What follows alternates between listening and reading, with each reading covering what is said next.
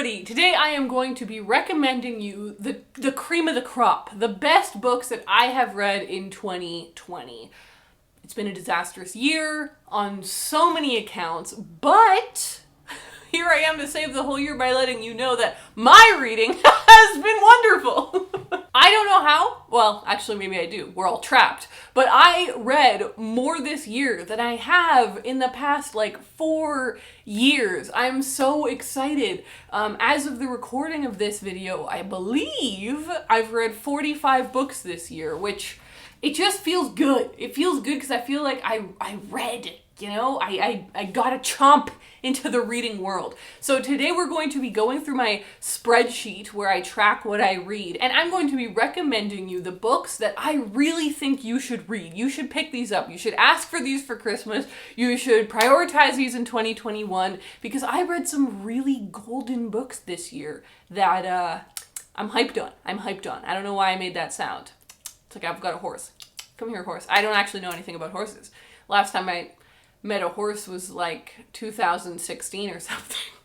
This video is sponsored by Likewise, an app that recommends you great books and movies and shows to watch and read. So when they reached out to me, I was like, all right, here we go, another app. I downloaded it, I tried it out, and it's actually really fun because they give you daily, based on, your preferences, books that you've told the app that you like and stuff, they give you daily recommendation cards, and it's sort of, like Tinder or something where you get to scroll and be like, I don't care about that one, I don't care about that one, ooh, I'll save that one. And they have different functions like an ask section where, let's say you just finished a specific book and you're like, guys, I just finished Lolita, and I loved the flowery writing of Lolita. What is the next book I should read? And the community can swoop in and give you personalized recommendations.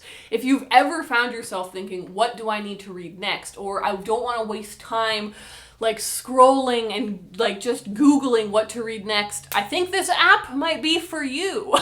Please use the link down in the description. It's absolutely free, which is the best part. You don't have to pay or anything. You get to just download this cool app, try it out. And one of my favorite elements is that it's a very pretty app. Does anyone else care about that? Because I truly and deeply care about that. I'm betraying my affinity for aestheticism in that I just need apps to be pretty if I'm going to use them, and this really is a very pleasant looking app. The link is at the top of the description. Click it, check it out, follow your favorite creators on there, and let's all be recommended some books. And in the spirit of it, let me start recommending you the books that I read this year. Here we go. I should say elephant in the room. I'm clearly in a new location. That's because, I guess this is gonna be my reveal. I bought a house. But actually, I have a main video coming about it very soon. Or maybe it got already posted. But I am in my new home, and this is genuinely the only nice corner in the house right now. It's a complete disaster. There is stuff and boxes everywhere. But actually, the box that held these books broke. And that's why they're out, because I don't have, all of my books are still in boxes. I don't want to unpack them until I have the shelves they're going onto, because I can just imagine the horror stories of them falling over, being eaten by dogs. Also, it's mayhem. So I'm not unpacking them until I have the bookshelves that I'm actually going to put them on. But then this box that held literally my favorite books, these are my favorite books, from here to here are all my favorite books, then here to here are all my George Orwell books, and then in the middle are just random books that are some of my newer purchases. So that's why these books are out here, but otherwise everything is packed away and slowly unpacking into this new house. But I'm so excited to be making content about it very, very soon. So tune in for that when it comes. But let's get started. Oh my god, okay. Oh gosh. The first book I read this year became one of my instant favorites. Bastard by Max de Radiguès is how I think you'd pronounce that. I've got to move over a little so that we got room for the image. So this is a graphic novel, and I love graphic novels. It is, one of my all-time dreams is to write and publish a graphic novel, or 7 someday. This is a story about a young boy and his mom who are kind of runaways from some sort of law, like they are, fugitives. And you're trying to figure out what's going on. It is such a touching story. It was so emotional. It was super fun. I loved the illustration style. And I'm just a massive fan of this book. I've never heard anyone talk about it, which is one of these bummer situations where I'm like, this is definitely not getting the love it deserves. Okay, what do we got next? I'm just trying to recommend you, like I said, the cream of the crop, the best books that I read this year. Oof. Oh man, here we go on to another. Actually, I have this one right here. Albatross by Terry Fallis. So Albatross is, oh god, I've tried to sell you guys on this book a few times now. It's a hard sell. So basically, it is a book about a kid in high school who gets a new gym teacher, and this gym teacher is reading the scientific journal someday and reads this crazy study that says if you measure a person, measure from here to here, and the size of their chin, and the length of their bones, and all this sort of stuff, if you measure a person, you can actually figure out what sport they would be good at. And certain people are just born naturally good at some sports. That's the concept behind the journal. But the guy, the scientist who's done this study and this idea, has never really measured anyone who would be good at sports. Yeah, you'd be okay at basketball, you would be okay at soccer, but no one who's gotten above 95% on the thing that would be a true master of the sport. And so randomly this gym teacher measures our main character, and it says, according to the paper, he would be amazing at golf. A sport he has never tried, a sport he doesn't care. Who cares about golf? I mean, I know there's some people, but who cares about golf? And so they're like, let's go try this out. So they go to a local golf course, and it turns out he has this natural God-given talent at golf. And the book spirals. It's about him becoming a PGA Tour player and becoming one of the best golfers in the world. But he's kind of hated by the golfing community because he hates golf. He doesn't care about golf, but he's good at it, so he keeps playing it and he keeps winning all of the tournaments.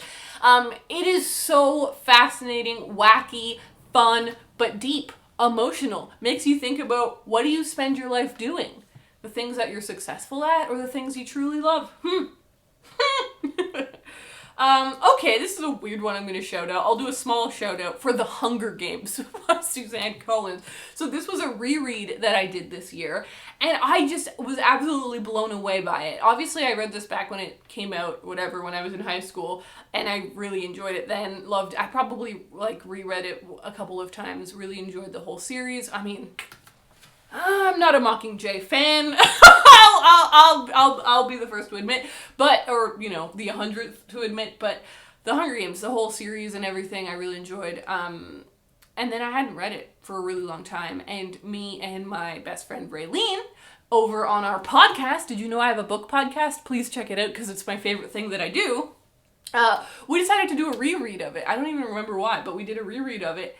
And we were just so blown away. She is a much better reader than I am, and she reread the whole trilogy, which I meant to do, and I just ended up only reading this first book. But I was blown away. It's so good. Have you reread The Hunger Games lately? You should.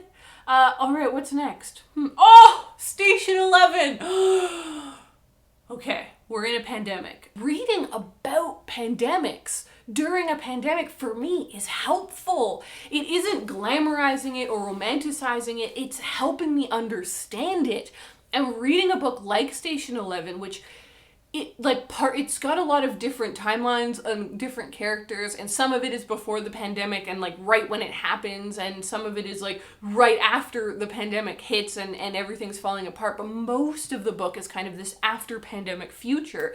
Reading about that calmed me. It made me think no, humans can survive something like this. It made me think about what is survival.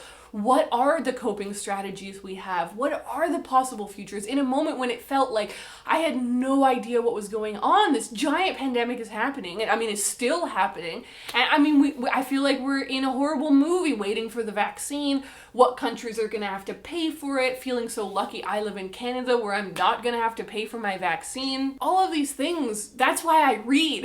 That's why I read in general, is to try and understand my life and the world and our options and our choices. And here I had this opportunity to read this book, Station 11, which everyone had talked about when it came out. Like, everyone was so crazy about it, and I bought it right when everyone, like, the hype was high, and I just didn't end up picking it up. And I'm so glad I didn't. I'm glad I read it during the pandemic. And if you haven't read it yet, or if you haven't reread it in a long time, boy, do I recommend this beautiful, beautiful book. It's about hope. It's about compassion. Oh, I loved it. Here's a cute one. Aquicorn Cove by Katie O'Neill. This was a really sweet, sweet book about a young girl. I think it's a middle grade book.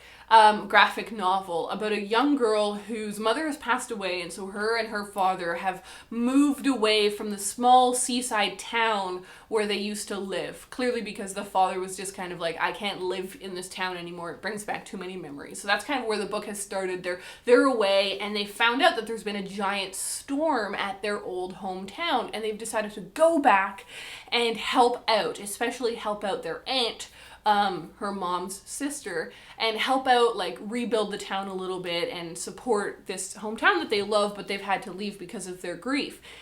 So it's a book about, return. It's a book about grief and about mourning and about, like, rebuilding. But it's also a beautiful book about climate change because, like I said, it's a seaside town where a lot of the town's economics are built upon fishing. And we have this kind of magical fantasy species, kind of mermaid-y, that is in the ocean and is trying to communicate with the people in this town about how the fishing is really affecting their community in the ocean. It was such a beautiful story. The illustrations are so, so, so gorgeous. And wow, I mean, it blew me away. I read it really quickly, and I read it in the summer when I was trying to spend more time outside because it was the pandemic, like hardcore early pandemic, didn't know what we were doing, weren't supposed, like I've stayed home, my friends. I have stayed the heck home. And I was just like going out every day, sitting on a blanket under an umbrella in my front yard, soaking in the sun, trying to breathe. And I read this in like one sitting, and I just loved it. I soaked it up. Ah, gosh. Here's a good one. How to Do Nothing, Resisting the Attention Economy by Jenny Odell. This book, I had an interesting relationship with this book because when I finished it, I didn't think it was one of my favorite books of the year. But as the year continued, I realized I was still thinking about it, and I've thought about it, that book, so much, maybe more than any other book I've read this year. It has really stuck with me, and so many of the ideas and the thoughts and the concepts that Jenny Odell is presenting and putting forward have really stuck with me. It's a book I definitely want to reread. I listened to the audiobook of this, and I really recommend it. It's like 4.5 hours, so it's quite short. And actually, I'll link to my Libro FM, I think it's an affiliate link, down, I'm pretty sure it's an affiliate link. I'll link that down below because I love Libro. Are you using Libro FM? Because you should be. Every time that you buy a book, it supports, money goes to independent bookstores, and you get to pick your local independent bookstore to like support through audiobook purchasing. It's just brilliant. But that's how I listened to a lot of my audiobooks this year, and I loved this audiobook. I did really enjoy it. When I finished it, I knew I'd really enjoyed it, but I didn't expect for it to be such a slow but solid burn. It's about, I mean, the title gives it away, but it's about this Jenny Odell, this woman who realizes she doesn't want to engage with the attention economy. So, I mean, if it's this concept that what companies want from us now, more than our money and more than anything else, is our attention. So Facebook wants you to stay on Facebook and have your attention, and Instagram doesn't want you to leave Instagram, and YouTube doesn't want you to leave YouTube, because the more you're on there, the more money they make from ads, the more money they make from selling you random stuff, etc. So this attention thing where they're just trying to steal all of your attention, it's about resisting that, why we should resist it, how we can resist it, and the value in trying to resist it. I loved it. It was so good. Okay, this next, The Bell Jar by Sylvia Plath. You may have heard of it. It's right here. I guess a lot of these books are right here because there are some, like, new favorites got added to my favorite section. Where is it? The Bell Jar. Is it not here? You know why it might not be here? It doesn't matter. It was a packing decision I made. But The Bell Jar by Sylvia Plath, wow. Wow. It blew me away. I do want to asterisk that there were some racist depictions in the book, which, are not okay. But that's our history. Our history is racist, and I don't know. Wow, I don't want to open up a whole can of worms here. Do with that information what you will. If you don't feel comfortable reading it, don't. But if you're willing to read our classics and understand our history with a critical eye and be aware and know when things are wrong and incorrect, and you can be like, okay, that was inappropriate and I hated that. But I guess it was 1950 and things like segregation were literally still happening. But regardless, this was a beautiful book. It's a book about a young woman, Esther. I'm sure you know because it's The Bell Jar, but it's a young woman, Esther, who gets an internship in New York City, and she goes to the big city, and it's a game changer. It's a game changer like how it is for any kid who's ever gone to a big city when you don't grow up in a big city. But she doesn't marvel. She's very deadpan, and you can see she's like has lost a spark in life. She's very confused about what's going on. It very much feels to me like a female Catcher in the Rye, where this young girl is trying to discover who she is and what she wants to be, but she is riddled with depression, and it's a book about mental health, and the mental health depiction in this book, unparalleled. It's so beautiful. And so, it must have been when it came out. Did it come out in the 50s or the 60s? Nobody quote me, but when it came out, I just imagine that it must have been so powerful to readers to read a mental health depiction that in 2020 still rings so true. It was such a beautiful book, and yeah, I really recommend it, just knowing our history. Okay. What do we got next? Perhaps the book I recommend to you the most, 10 Arguments for Deleting Your Social Media Accounts Right Now by Jaron Lanier. This book blew my mind. I plan on reading it like every year until I die. It was so powerfully strong and efficient. Short. It's so short. It's so quick. The audiobook, again, is like 4 hours long. It is, like the title says, 10 reasons, 10 arguments. It's right here. So I can actually pull up. Oh, what a beautiful bookmark to have fallen. My friend Bailey gave me this a long time ago. That's not focusing, but that's fine. It's a Joker card. Okay. Argument number 1, you're losing your free will. Argument number 4, social media is undermining truth. Argument number 6, social media is destroying your capacity for empathy. Argument 7, social media is making you unhappy.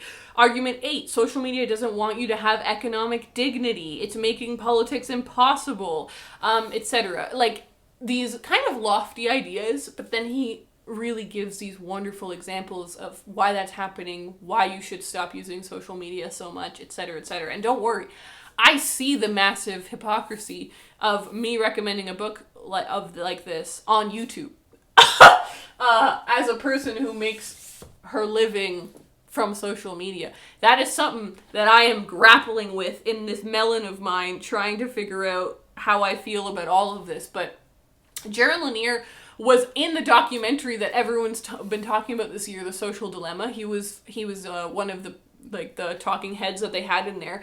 If that makes you feel like he has more authority. But also, he is like one of the original people from Silicon Valley. He kind of pioneered virtual reality.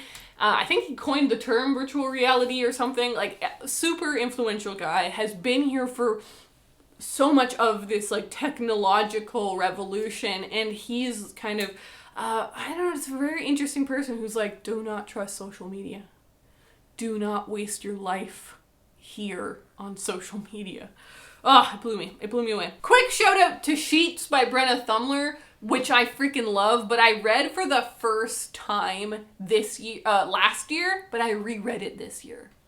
So I just had to shout it out again. What else? Anne of Green Gables. I mean, it's my Brenna Thummler moment. Anne of Green Gables, my God. Wow. It is so beautiful, it makes me want to cry. It came at this moment in my life when I was going through a very, very, very dark time this summer, and I escaped into the story of Anne. I watched the Netflix show Anne with an E. I read this graphic novel. It was just this beautiful escape, and it is so gorgeous. It is so gorgeous. Please read it. Up next, Kim JiYoung, born 1982 by Cho Nam-ju. This book was so fascinating. A look into a woman's life in South Korea. And she is like the most ordinary, normal, run-of-the-mill woman, which is what makes her so interesting, because she's very representative of a life so many people in South Korea are living. Born in 1982, so you can kind of picture like raised in the 90s, getting a job in the early 2000s. It was fascinating look into another culture. It had what I've never seen before.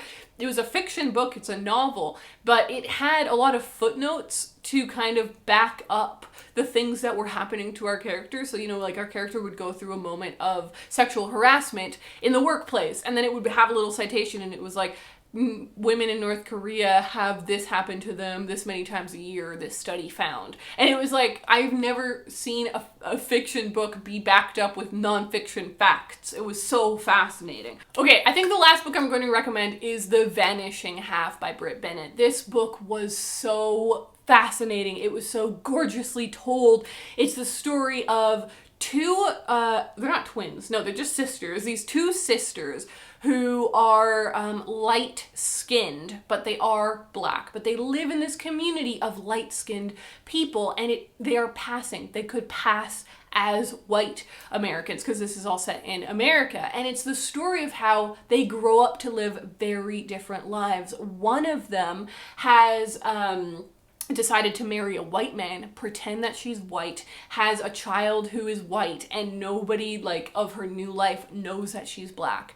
And the other one marries a black man and has a black daughter and lives as a black woman. And it's about how these women have very different lives, how they're perceived and how they perceive themselves. That was the part that really got me, like what they think of themselves. But it's not only about these two women, it's also about their mother, but it's also about their daughters. And their daughters have such fascinating experience because they're experiencing racism in America at two very different times in American history.